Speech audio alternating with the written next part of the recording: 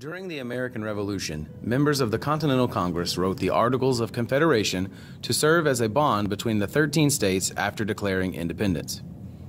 This was America's first plan for government, and it was successful in governing the country during the Revolution and negotiating peace with Great Britain after the fighting had ended.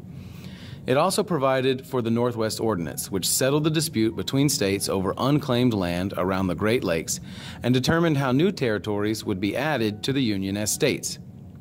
Eventually, the Articles of Confederation failed because they lacked authority over the states and gave Congress no power to levy taxes or regulate trade. In the summer of 1787, delegates from 12 of the 13 colonies met in Philadelphia to revise the Articles of Confederation. It was soon clear that they needed to be replaced rather than revised, and that meeting in Philadelphia became known as the Constitutional Convention.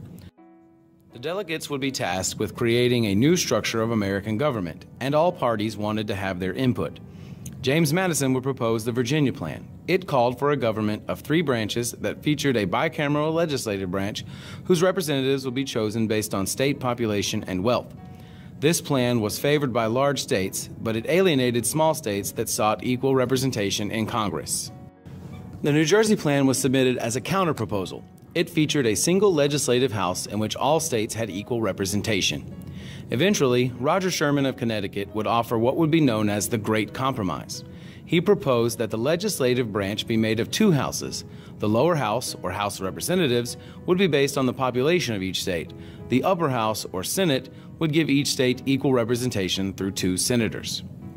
Afterward, the only issue left to discuss was how slaves were counted for representation and taxation purposes. To remedy this problem, the 3/5 compromise was passed. It counted every 5 slaves in southern states as 3 people. It allowed slave states to claim a portion of slaves for voting purposes, but appealed to northern states by making the southern states financially responsible for a larger population. The process of ratifying or approving the Constitution divided the delegates into 2 groups. The Federalists supported the changes and favored a strong central government. They were opposed by the Anti-Federalists, who wanted the majority of government powers to remain with the states, as they did under the Articles of Confederation. The Federalists published a series of essays and opinions known as the Federalist Papers in pamphlets and newspapers across the country in order to convince the American people to support the new Constitution. The Anti-Federalists held out on ratification until the Federalists agreed to add a Bill of Rights to the Constitution. This would protect the rights of the people and the states from a strong federal government. The Constitution was ratified by the 9 states it needed to become official in 1789.